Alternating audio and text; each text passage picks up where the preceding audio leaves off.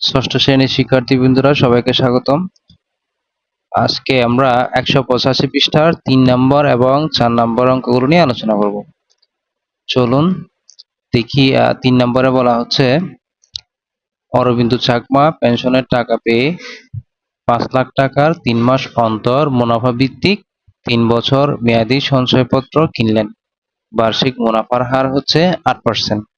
তাহলে ক নম্বরে বলা হচ্ছে, মুনাফা নির্ণয়ের জন্য গাণিতিক সূত্র বা নীতি যৌক্তিক ব্যাখ্যা সহ তৈরি করো। আচ্ছা, আমরা উত্তরটা দেখি। ক নম্বরে আমরা মনে করি মূলধন হচ্ছে পি টাকা আর মুনাফার হার হবে আর%। তাহলে মুনাফার হারকে আমরা আর ধরি আর মূলধন পি ধরি। তাহলে 100 টাকায় 1 বছরের মুনাফা হচ্ছে আর টাকা।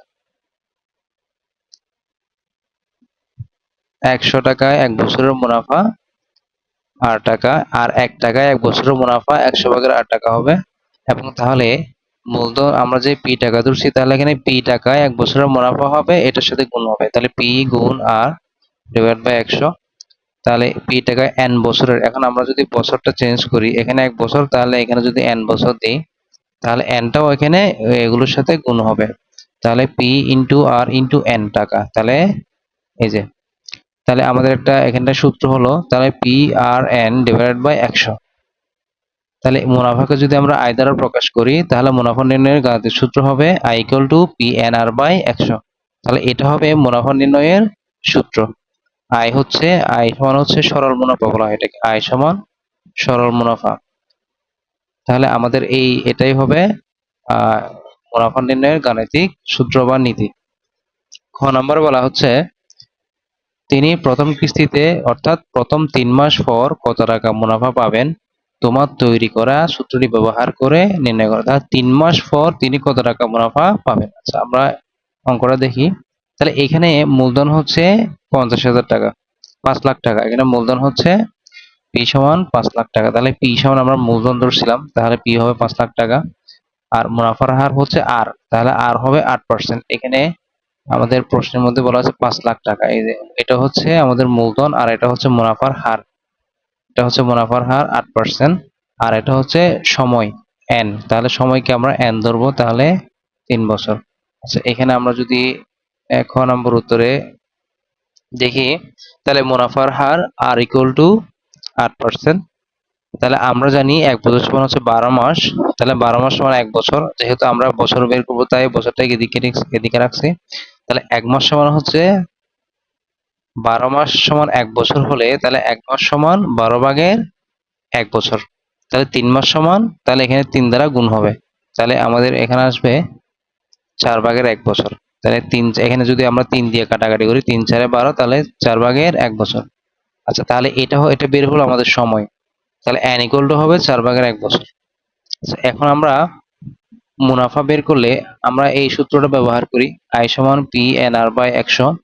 তাহলে এই যে এখানে যদি 3 মাস পর মুনাফা হবে, তাহলে আই সমান এই যে পির মান 5 লাখ টাকা, এন এর মান 4 ভাগের 1, আর আর এর মান হচ্ছে 8, তাহলে ইন্টু আর 8, তাহলে ডিভাইড বাই 100।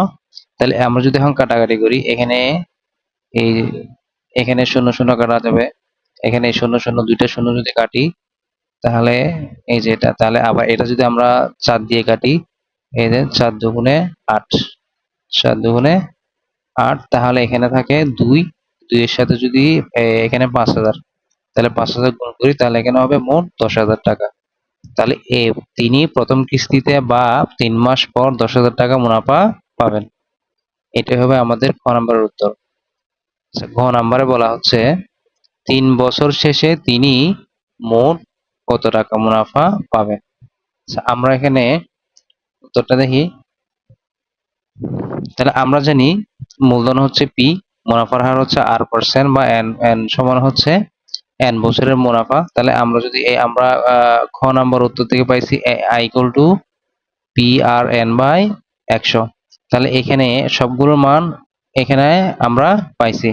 তাহলে পি হচ্ছে 5 লাখ টাকা, আর হচ্ছে 8%, আর এন হচ্ছে 3 বছর। তাহলে এই মান সবগুলো বসাইলে আমরা পাবো, এখানে আবার কাটাকাটি করে, এখানে কাটাকাটি করলে তাও আছে, এই শূন্য শূন্য কাটা যায়, দুইটা শূন্য কেটে দিলে তাহলে এই সবগুলো 3, 8 এবং 5,000 টাকা সবগুলো গুণ করলে তাহলে এখানে হবে 1,20,000 টাকা। তাহলে 3 বছর শেষে মুনাফা আসবে, মুনাফা দেবে 1,20,000 টাকা। এটা হবে উত্তর। আচ্ছা, এরপরে আমরা এই 4 নাম্বার অঙ্কতে যাই। 4 নাম্বার অঙ্কে বলা হচ্ছে তোমাকে 100 কেজি চাল দান করতে বলা হলো, তবে সব চাল একসাথে দান করা যাবে না। প্রথম দিন 100 কেজি থেকে অর্ধেক অর্থাৎ 50 কেজি দান করতে পারবে, দ্বিতীয় দিন 50 কেজি থেকে অর্ধেক অর্থাৎ 25 কেজি দান করতে পারবে। এভাবে প্রতিদিন দান করার পর যে পরিমাণ চাল অবশিষ্ট থাকবে পরের দিন তার অর্ধেক পরিমাণ চাল দান করতে হবে। সবগুলো চাল এভাবে দান করতে তোমার কতদিন সময় লাগবে? বিশেষ দ্রষ্টব্য হচ্ছে এখানে কোনোভাবে 1 কেজির কম দান করতে পারবে না। আচ্ছা, আমরা অঙ্কটা দেখি। এখানে চালের পরিমাণ হচ্ছে 100, চালের পরিমাণ হচ্ছে 100, আর প্রথম দিনে দান করা হবে, তাহলে